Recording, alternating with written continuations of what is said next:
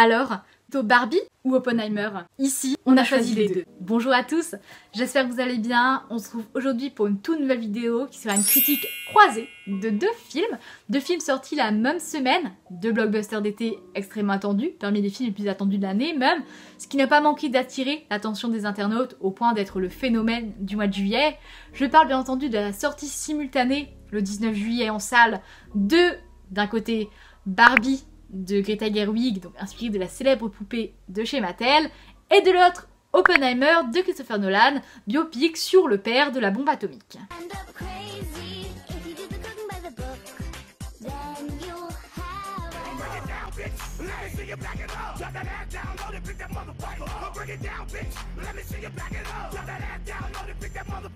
La vidéo sera donc divisée en deux parties, d'un côté la critique de Barbie, de l'autre la critique d'Oppenheimer, et vous le verrez, j'ai décidé de jouer le jeu à fond. Je me suis dit que moi aussi j'allais me prêter au jeu du Barbenheimer, quitte à me déguiser un peu pour cette vidéo. Déjà, Barbenheimer c'est quoi? Il me semble important de revenir sur le phénomène avant de m'attarder sur ces deux films, parce qu'on est face à quelque chose d'assez inédit, en tout cas d'une ampleur phénoménale, que moi, je n'avais jamais vu auparavant. Donc commençons par les faits. On a deux films qui figurent parmi les plus attendus de l'année, qui sont datés au même moment, le 19 juillet en France, et le 21 juillet aux États-Unis. D'un côté Barbie de Greta Gerwig et de l'autre Oppenheimer de Christopher Nolan. Il faut savoir que la date de sortie d'un film est programmée selon différents critères afin de garantir un maximum de nombre d'entrées en salle. Par exemple, certains films refuseront de sortir durant des événements à ampleur nationale tels que des Jeux Olympiques ou bien une Coupe du Monde parce que ça réduirait le nombre d'entrées. A l'inverse, c'est assez judicieux de sortir durant des vacances scolaires ou bien lorsque le temps est gris, donc pense à la période hivernale, parce que ça incite les gens à aller en salle. En général, un distributeur va éviter de placer son film s'il y a déjà un film similaire sur le créneau, parce qu'il y a la concurrence et on ne veut pas que le public ciblé par un genre ou par une tranche d'âge aille voir l'autre film qui est assez similaire au vôtre, en tout cas par le public visé. Voilà pourquoi il existe la contre-programmation, qui consiste à sortir le même jour deux films contraires afin que les spectateurs y trouvent leur compte. Alors Barbie et Oppenheimer, c'est pas la première fois que ça se produit. Par exemple en 2018, on avait déjà The Dark Knight, donc de Christopher Nolan d'ailleurs, film de super-héros sur Batman, qui sortait en même temps que la fameuse comédie musicale Mamma Mia. Et a posteriori, ces deux films sont rentrés dans l'histoire, alors à échelle différente, mais en tout cas, ça reste deux films qui sont devenus cultes depuis. Et donc ce 19 juillet, on a d'un côté un biopic sur l'inventeur de la bombe atomique, et de l'autre une comédie sur une poupée. Pour autant, malgré leurs différences, ces deux films restent des blockbusters très attendus par les spectateurs, ce qui fait qu'il y a énormément de monde qui désirait voir les deux. Et donc rapidement, les internautes sont parvenus à l'idée de double programme. Autrement dit, aller voir les deux le même jour, la même semaine. En tout cas, il y a vraiment eu ce phénomène sur la toile qui disait que les gens, ils voulaient voir les deux films en même temps. Et donc commencer à combiner, à mettre les deux films côte à côte plutôt qu'en concurrence. C'est quelque chose qui a été renforcé par les acteurs qui déclaraient aller voir la concurrence, à l'instar de cette photo de Greta Gerwig et de Margot Robbie, donc qui s'inspirait de Tom Cruise qui lui justement incitait à aller voir les blockbusters estivaux, ou bien encore Matt Damon qui disait qui encourageait tout le monde à aller voir les deux films. Ou bien Cillian Murphy, acteur principal d'Oppenheimer, qui lui disait que justement allez voir les deux parce que dans tous les cas ce sera le cinéma qui sera gagnant. Et donc les internautes, suite à ça, ont multiplié les montages, les goodies, au point que il y a cette grande question qui a circulé sur internet, lequel irez-vous voir en premier? Dans cette vidéo, je vais sûrement dire des choses qui ne plairont pas à certains et à certaines. Il y a cette expression qui dit que toute critique est bonne à prendre du moment qu'elle est constructive, alors dans des mesures différentes bien évidemment, mais j'entends par là que si les propos sont justifiés, vous pouvez au moins prendre le temps peut-être d'accorder du crédit à ce que la personne raconte. C'est ce que je vais essayer de faire avec cette vidéo. Voilà, vous expliquez pourquoi j'ai aimé ou pas ces films à travers un argumentaire nuancé. Alors j'en appelle à votre bienveillance, voilà, parce que ce qui nous lie aussi sur cette vidéo, c'est notre amour du cinéma, tout simplement, et des déceptions, ça arrive. Alors, j'ai pas été déçue par ces deux longs métrages, il y a des points qui m'ont déplu, que je vais exposer, et voilà. Faites en sorte que les commentaires de cette vidéo restent un échange entre juste personnes qui partagent cet amour pour le cinéma. Et donc sans plus tarder, commençons par le premier film, sorti le 19 juillet, Barbie de Greta Gerwig. It's the real world. What's going on? Why are these men looking at me? Yeah, they're also staring at me.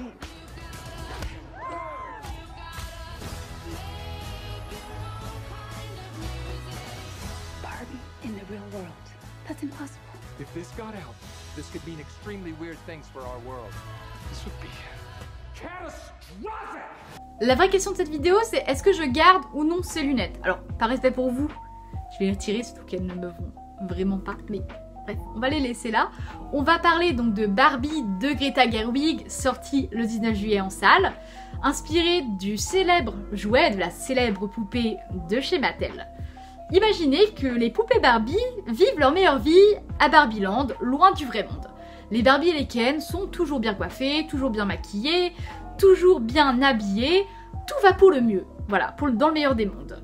Jusqu'à ce que l'une d'elles, Barbie stéréotypée, qui représente la Barbie de base, hein, celle à laquelle on pense quand on pense à une poupée Barbie, voit son petit monde bouleversé. Voilà, l'eau sous la douche est froide, les toasts sont brûlés, elle a même de la cellulite. Vous imaginez?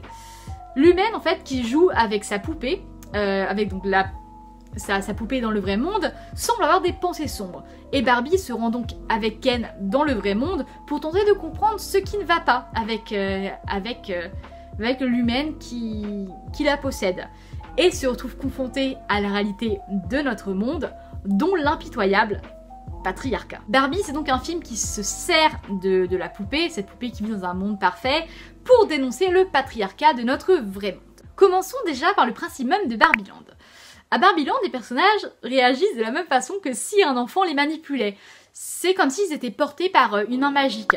Par exemple, ils descendent du toit en flottant, Ken rebondit sur une vague en plastique et valdingue en faisant des tourbillons.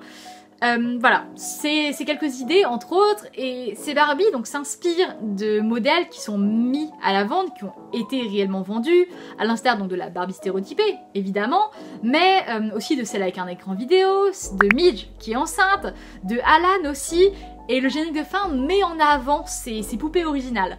Mention spéciale à la Barbie bizarre qui est une trouvaille assez géniale, c'est cette poupée qui aurait été maltraitée par les enfants, voilà, qui lui brûle les cheveux, lui dessine sur le visage, etc. Greta Gerwig a créé Barbieland en faisant en sorte que tout rappelle l'aspect jouet.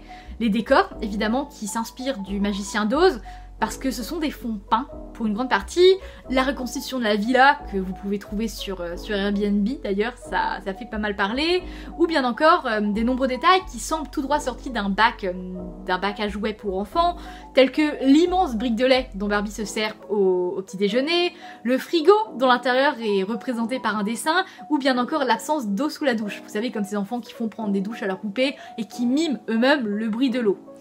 Mentionnons aussi les costumes, hein, qui sont fluo, qui ne détonnent pas à Barbieland, mais mais dont on réalise, on va dire, l'extravagance une fois que Barbie et Ken débarquent dans notre vrai monde. Vous l'avez compris, Greta Gerwig nous offre une direction artistique pleine de créativité pour tout ce que je vous ai cité précédemment, bien entendu, mais aussi par ses acteurs et ses actrices.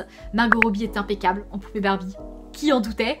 Ryan Gosling, lui, est étonnant en Ken et sa trajectoire en tant que personnage se révèle la plus inattendue et intéressante du film. On a aussi une bande originale électrisante composée de chansons pop interprétées par de grandes femmes, voilà, de la chanson, telles que Billie Eilish, telles que Dua Lipa, telles que Lizzo, telles que Nicki Minaj, rien que ça. Et elles sont plutôt là pour accompagner les scènes, hein. Planned just a giant blowout party with all the Barbies and planned choreography and a bespoke song. You should stop by. So cool. You can find me under the lights, diamonds under my eyes. This is the best day ever. It is the best day ever. Il y a peu de numéros chantés dans le film à proprement parler. Ça me semble évident dans cette partie de mentionner le grand numéro musical du film, mon obsession depuis que j'ai vu le long métrage et l'obsession de beaucoup d'internautes, la ballade façon années 80, chantée par Ryan Gosling himself. Alors, Ryan Gosling, on ne doutait pas de ses qualités de chanteur après La La Land, mais c'est vrai que dans cette séquence, on le voit donc tout habillé de noir, dansant dans un décor inspiré de Singing in the Rain, et il chante son mal-être vis-à-vis de Barbie, vis-à-vis de la place qu'il occupe près d'elle, puisque il n'est en sorte que son ombre. Voilà, Ken, on en parlera, Ken n'a même pas de maison en fait, voilà. Les Ken à Barbieland sont vraiment relégués au rang d'accessoires. Et donc ils chantent tout ça dans cette chanson, avec des paroles qui sont élaborées, hein, telles que And I'm great at doing stuff, qu'on peut traduire littéralement par et je suis douée pour faire des trucs, ce qui est assez drôle par la simplicité et... c'est un numéro qui est hilarant, tout simplement, parce que ça se prend au sérieux pour le coup, et c'est un problème moi que j'ai rencontré dans le film, mais à nouveau on en parlera un peu plus tard.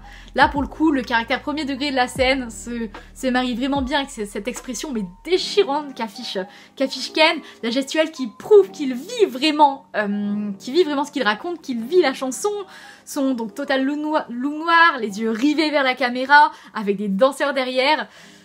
J'espère sincèrement que la chanson sera nommée aux Oscars pour qu'on puisse au moins voir Ryan Gosling l'interpréter en direct.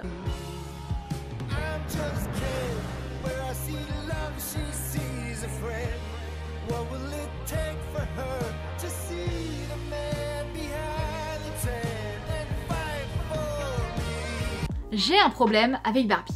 C'est que le film est beaucoup trop didactique. Il répète les choses de plein de manières différentes, les mêmes, hein.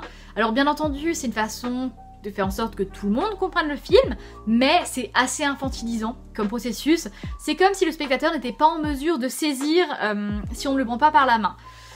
Le film est grossier, je trouve, dans la mise en avant de son message.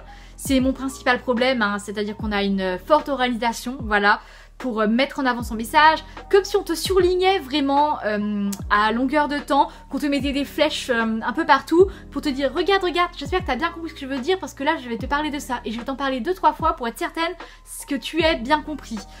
Et quand bien même l'idée en fait a déjà été évoquée à travers une scène, on va te le redire et il n'y a pas besoin, je veux dire, on a tendance à dire, il y a cette expression qui dit qu'une image vaut mieux que 1000 mots et pour le coup je pense que pour Barbie ça s'appliquait assez bien. Lorsqu'on te présente une chose dans une scène que tu saisis, tu n'as pas besoin qu'on vienne te répéter ensuite, qu'on vienne te la détailler plusieurs fois pour être certaine que tu aies bien compris l'idée. Disons que Barbie à de nombreuses reprises s'apparente vraiment à du féminisme pour les nuls. Et ce qui peut être assez désagréable en fait parce qu'on a vraiment l'impression d'être pris pour presque pour des idiots à certains moments. Je pense à cette scène où on a donc les décideurs de chez Mattel qui forment une tablée d'hommes blancs, voilà, qui sont tous habillés pareil, hormis le directeur de la marque qui porte une cravate rose, forme de féminisme washing, vous savez, pour dire regardez je porte du rose, je suis avec les femmes. Il est entouré d'hommes qui parlent d'une seule et même voix. Et c'est assez hilarant parce que ça montre bien le formatage de ces hommes, le fait que finalement ce soit tous les mêmes, mais aussi ça apporte un effet comique. Ça suffit pour comprendre que les femmes n'ont pas leur place, et ce malgré l'image progressiste que revendique la marque, quand bien même il s'agit de créer des poupées supposées épanouir les femmes. Ça, on l'a compris avec cette seule scène. Pour autant, là dans la scène d'après, on a Barbie qui demande à rencontrer la directrice générale, la directrice des finances, la directrice de tel ou tel poste. Et au fur et à mesure qu'elle énumère les postes de l'entreprise, elle réalise qu'ils sont, les postes en tout cas de la direction de l'entreprise, elle réalise qu'ils sont tous occupés par des hommes.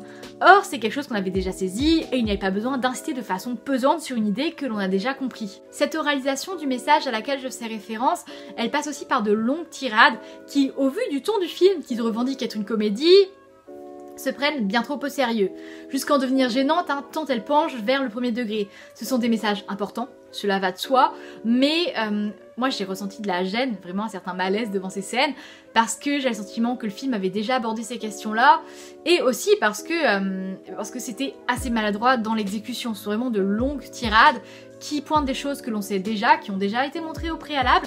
Il y a cette scène, pour vous donner un autre exemple, où ils essayent de montrer le confort que représente la masculinité et qui, en parlant, en plus d'être drôle, c'est une scène de roller où donc Barbie et Ken se baladent l'un d'un côté de l'autre. Barbie se sent observée comme un bout de viande, tandis que Ken, lui, se sent parfaitement à l'aise, voire même admiré, ce qui le rend plutôt fier. Et c'est une scène pleine d'humour, pleine de moquerie aussi vis-à-vis de ça, qui parvient à faire comprendre que la femme, aux yeux des hommes, n'est qu'un objet. On n'a pas besoin de l'oraliser un peu plus tard. Est-ce que Barbie, c'est le film féministe que l'on attendait? Eh bien pas vraiment. Je me réjouis, bien sûr, que ces messages soient passés à travers un film diffusé à une aussi grande échelle. On parle d'un blockbuster d'été qui est extrêmement vu et qui va continuer par le bouche à oreille à être vu, donc c'est fabuleux de transmettre ces messages à travers ce film. D'autant que le film donne à voir les deux faces du patriarcat, la façon dont les femmes le subissent de plein fouet, mais aussi la façon dont il conditionne les hommes à se comporter d'une certaine façon. Puisque dans le vrai monde, on a Ken qui s'émerveille parce que les hommes ont le pouvoir et donc il va décider de s'adapter à cette triste norme en se grimant en espèce de beauf texan. Tandis que Barbie, elle est effarée devant l'objectification de la femme. Mais le problème, c'est que l'aspect didactique du film donne vraiment l'impression qu'on est face à du féminisme pour les nuls, à destination de celles et ceux qui n'y connaissent rien. Et le film aussi a tendance parfois à proposer un message qui est en quelque sorte contre-productif. Je vais vous donner 2 exemples. Disons que la méthode utilisée pour reprendre le contrôle de Barbieland vis-à-vis des hommes est quelque peu douteuse. Parce que il s'agit de les séduire, voilà, de répondre à ce qu'attendent les hommes pour se jouer d'eux. Et outre évidemment le modèle hétéronormé, parce que dans ce film ça part du principe que le couple hétéro est la seule possibilité, ça adopte aussi une posture plutôt dégradante pour la femme qui se font passer pour des idiotes. Par exemple, l'une d'entre elles demande à ce qu'on lui explique le parrain, l'autre à ce qu'on lui explique comment fonctionne Photoshop. Ou bien le dernier acte qui représente Ken dépité parce qu'il ne peut pas dominer, et donc Barbie qui doit rassurer son petit ego fragile en lui disant que non, ne t'en fais pas, tout va bien quoi. On va passer au second film, tout aussi attendu, le nouveau long métrage de Christopher Nolan, Oppenheimer. Is anyone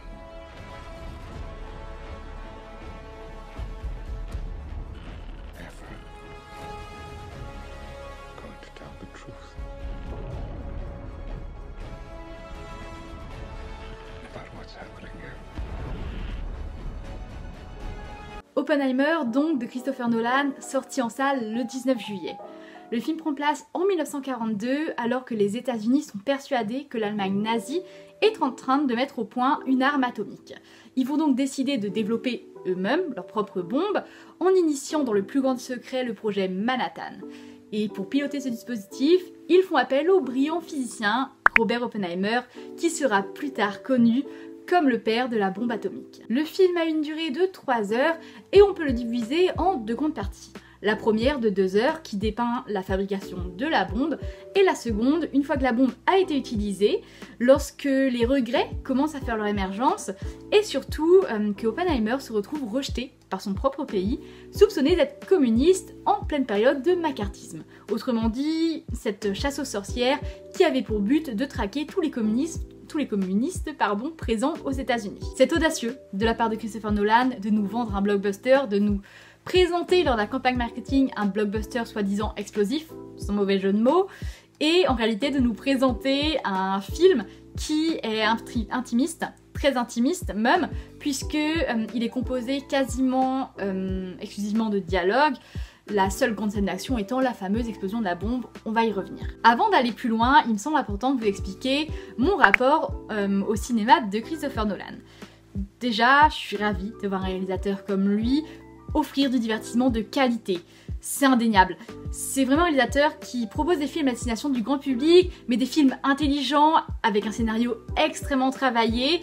Et Christopher Nolan est la preuve même que l'on peut faire du grand spectacle tout en ne prenant pas son spectateur pour un imbécile. Néanmoins, cela n'empêche pas qu'à titre personnel, j'ai des difficultés avec l'actuel cinéma de Christopher Nolan.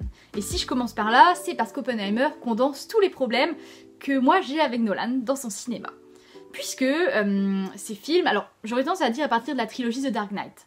Après ça, c'est vraiment là que j'ai vu une grande différence dans le cinéma de Christopher Nolan, après l'avènement de cette trilogie, où les longs métrages vont vraiment être entièrement irradiés par un concept. Ce que je veux dire par là, c'est que ces concepts, donc qui portent le film, vont venir irradier tout le scénario au détriment du reste.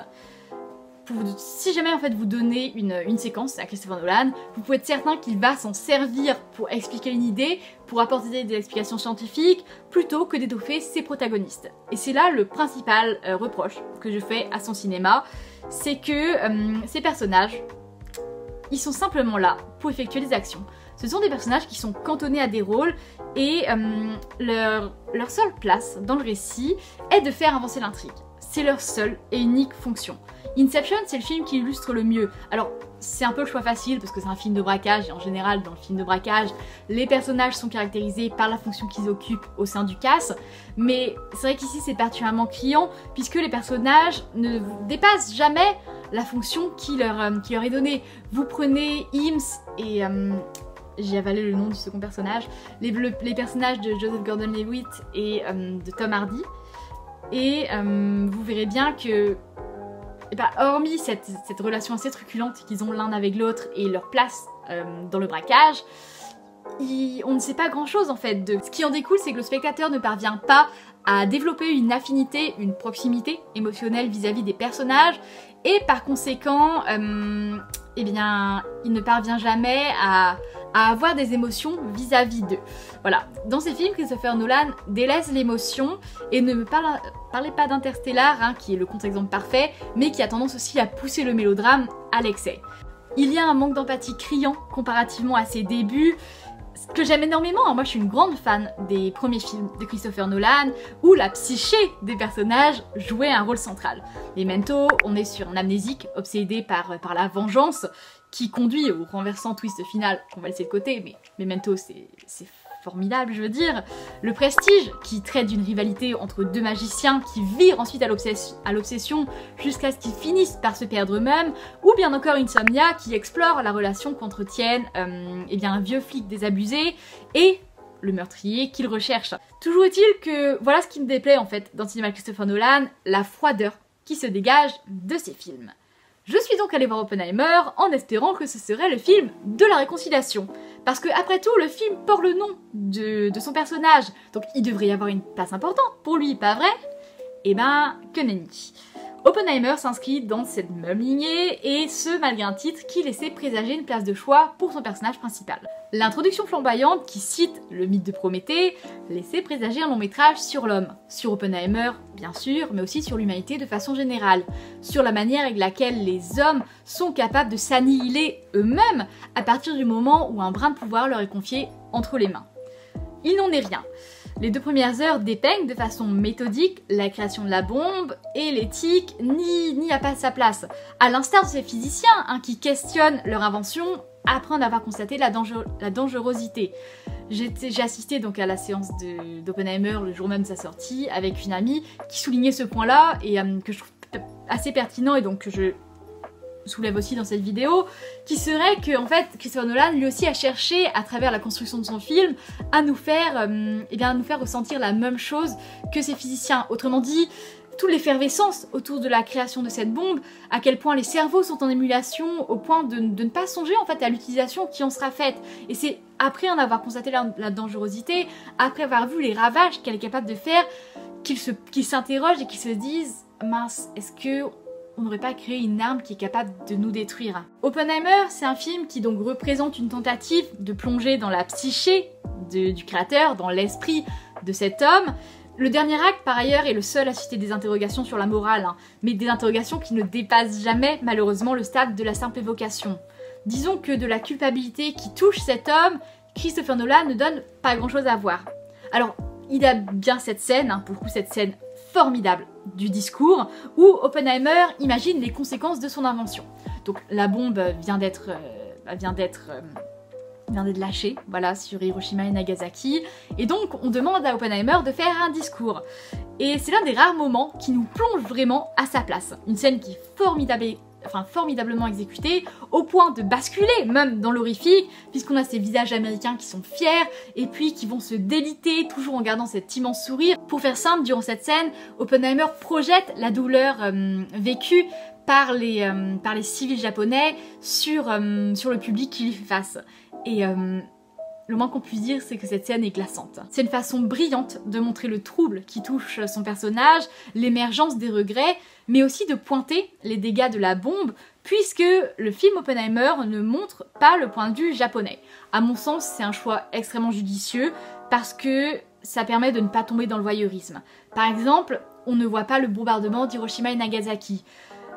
on se concentre plutôt sur l'horreur scientifique en fait, qui sont réunis dans cette ville qui a été construite spécialement pour l'occasion de Los Alamos, lorsqu'ils réalisent en écoutant un flash radio que leur invention a été utilisée pour détruire ces 2 villes. Il faut quand même souligner la grande performance de Cillian Murphy. On dit Cillian parce qu'en irlandais, il n'existe pas de K. Donc même si son prénom s'écrit avec un C, et qu'on a tendance à le prononcer Cillian Murphy, l'acteur le répète à maintes reprises, en irlandais ça se prononce comme un K. Donc Cillian Murphy, qui est touchant de par sa vulnérabilité dans ces quelques scènes d'émotion. Et puis quel regard, des yeux bleus perçants. L'image se concentre fréquemment sur son visage, voilà, par le biais de gros plans sur Oppenheimer. Il a vraiment une place centrale dans la photographie. Donc, et à défaut d'émotion, on peut dire que c'est l'une des rares attaches émotionnelles qu'a le spectateur avec le héros. C'est l'un des rares moments où le spectateur est vraiment proche de lui. Littéralement, je veux dire, la caméra, on ne voit que son visage. Et tout ça se joue à travers des micro-expressions qui sont captées à merveille par l'usage de la pellicule 70 mm. On en parlera un peu plus tard dans la vidéo. Donc tout ça permet de créer un effet de flou autour de ses yeux et il est impossible de détacher le regard de par donc, les effets stylistiques, mais aussi par les yeux clairs de Cillian Murphy.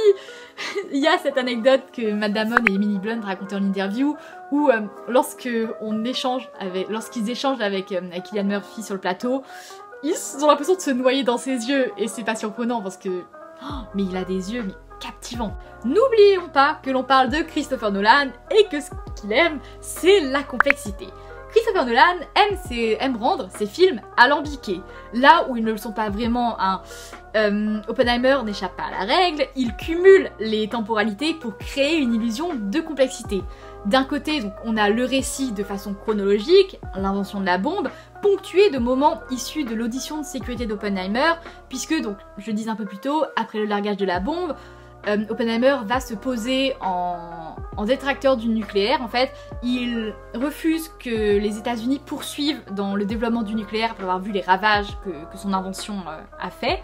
Et donc son pays va lui tourner le dos, en tentant de prouver que le scientifique est un espion à la solde des soviétiques. Cumuler 2 temporalités, ça permet de créer de façon artificielle un rythme, voilà, un récit qui, je le rappelle, est très verbeux et qui, sans ça, serait narré de façon linéaire, de façon chronologique. C'est le propre des biopics. Il cumule les personnages aussi. Il y a beaucoup de personnages qui entourent Oppenheimer et qui sont clairement relégués au rang de fonction. Voilà, on n'échappe pas à...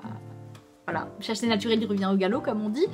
Ce sont des personnages qui ne font que graviter autour d'Oppenheimer en exécutant des actions qui font avancer l'histoire sans que l'on en sache plus sur eux. En fait, c'est peut-être ça moi qui me pose problème, c'est qu'on a énormément de personnages et en fin de compte, on ne sait rien d'eux, ils sont simplement là, tournant autour d'Opie, effectuant des actions.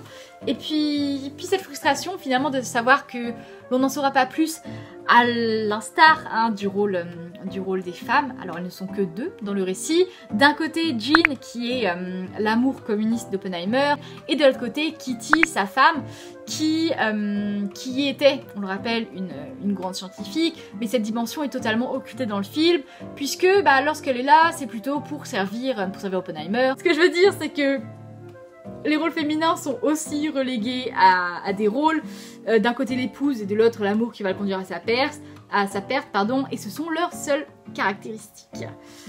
L'un des rares qui a le droit à des scènes annexes, c'est Levi Strauss, donc qui est incarné par Robert Downey Jr., parce qu'il occupe une place cruciale dans l'histoire. Mais c'est l'un des rares, ils ne sont pas beaucoup à avoir le droit d'être quelque peu étoffés. Je précise aussi que Christopher Nolan mentionne énormément de noms scientifiques, notamment dans la première heure du film, voilà. Ça peut s'apparenter à du name dropping, ce qui signifie balancer des noms comme ça, sans les expliquer, sans les mettre en contexte. Et si vous n'avez pas de base de physique, je pense que on se retrouve très rapidement débordé. Il est temps de parler de la fameuse caméra 70 mm. Christopher Nolan, c'est un homme qui est toujours à la recherche de l'innovation. Il cherche toujours à innover à travers ses films. Outre la scène de l'explosion qui est recréée, on va en parler un peu plus tard du dispositif, il a tourné son film en grande partie en pellicule 70 mm IMAX. Alors dans le concret, ça donne quoi? L'image, c'est la plus précise possible que l'on puisse avoir avec des caméras. On est face à une résolution supérieure qui apporte une texture à l'image, un grain qu'on ne retrouve pas lorsque l'on filme avec du numérique. Cette technologie requiert d'immenses caméras, mais en soi, c'est pas le problème au niveau de la réception. Le problème au niveau de la réception, c'est que il y a peu de salles en France, voire presque pas, qui diffusent ce format-là. Parce que c'est très lourd, voilà, on parle d'une immense bobine quand même qui est projetée au cinéma. Je vais vous mettre la vidéo du Conrex, qui est l'une des rares salles en France à proposer le film en 70 mm, qui serait selon Christopher Nolan la version idéale pour Oppenheimer, là où en réalité les spectateurs vont le voir dans des salles de cinéma, lambda, qui ne sont pas équipées de cette technologie. Et vous pourrez voir aussi à l'écran un comparatif que j'ai trouvé chez Écran Large, qui justement met en avant la façon avec laquelle le film est projeté dans différentes salles. Et vous voyez bien à quel point l'image recèle de détails de par le haut et par le bas qui sont largement agrandis lorsqu'il s'agit de l'IMAX 70 mm et à l'inverse lorsqu'il s'agit d'une salle normale. Et moi je trouve ça assez amusant de voir Christopher Nolan sortir l'artillerie lourde pour filmer des dialogues, parce que je le rappelle, le film est très verbeux. Christopher Nolan revendique aussi fièrement de ne pas avoir utilisé d'images de synthèse pour reproduire l'explosion. Alors évidemment, outre la performance, voilà, pour quand même dire que waouh, il a reproduit l'explosion sans effet visuel, mais ce choix-là est aussi dû au fait que s'il l'avait fait, ça aurait dégradé la qualité de l'image. Parce que je le rappelle, il s'agit d'une pellicule, et donc pour y intégrer des images de synthèse, il aurait fallu la scanner. Autrement dit, ça fait perdre tout le charme, parce que du coup on revient à du numérique, et on a aussi une grande perte de résolution. Pour recréer cette explosion, Christopher Nolan aurait eu recours à la perspective forcée. La perspective forcée, c'est une technique qui consiste à simuler une différence de taille entre deux éléments qui sont présents dans une même scène. Autrement dit, Christopher Nolan a recréé une explosion à taille réduite, mais l'a filmée de telle sorte qu'à l'image, on a l'impression qu'elle est gigantesque. Et pour les plus scientifiques d'entre vous, si vous souhaitez savoir comment l'explosion a été faite, j'ai les différentes informations en barre d'infos. Voilà, je vous ai groupé mes sources. Ça aurait donc été fait à partir d'un mélange d'essence et de propane qui, une fois mélangé, donne un aspect massif à l'explosion, vraiment un côté pyrotechnique presque très impressionnant, et de l'autre de la poudre d'aluminium et du magnésium qui permettent de créer ce fameux flash aveuglant qui va irradier toute la pièce lors de la scène. C'est une transition parfaite vers cette fameuse scène, donc qui est quand même le point culminant du film, et qui étonnamment se fait dans le silence, voilà. La détonation de la bombe tant attendue est remplacée de façon brillante par un silence, voilà, la salle est baignée d'une lumière blanche. Et l'assourdissement supposé cède la place à un calme des plus glaçants, tandis qu'à l'image, des plans fixes capture les expressions tantôt horrifiées, tantôt émerveillées des personnes présentes sur place. Je dois dire aussi ma satisfaction de voir Christopher Nolan oser par moments, comme cette scène de sexe fantasmée au beau milieu d'un jugement, ou bien de ces civils meurtris lors de la séquence du discours, sortis de l'imaginaire d'Oppenheimer, premier signe d'une culpabilité grandissante. Ce sont des drôleries en décalage avec son classicisme habituel, que j'espère bien voir s'étendre à ses futurs longs métrages. C'en est tout pour cette vidéo, j'espère qu'elle vous a plu. N'hésitez pas à me dire en commentaire vos avis sur ces deux films. Déjà, lequel avez-vous été voir en premier? La fameuse question. Mais aussi ce que vous en avez pensé de façon générale. Voilà, peut-être l'un a-t-il emporté votre cœur plus que l'autre. Moi je vous l'ai dit, mes avis sont nuancés. Il n'y a pas un que j'ai détesté, un que j'ai plus aimé que l'autre. Simplement voilà, il y a des points qui vont peut-être un peu chafouiner dans un film ou l'autre, et ça arrive. Toujours est-il que ça n'en reste pas moins deux grands blockbusters qui selon moi valent le coup d'être vus. Les fréquentations sont assez monstres en salle. À l'heure où je vous parle, Barbie a fait 1,5 million d'entrées en France et Oppenheimer a dépassé le million. Et je suis très heureuse là en ce moment de me rendre au cinéma, même si c'est pas pour ces deux films que j'ai déjà vus, et de réaliser les longues files d'attente pour ces deux films. Ça fait plaisir de voir des gens en salle, alors continuez à aller au cinéma, qu'importe le film que vous alliez voir. Et sur ce, je vous dis à la prochaine.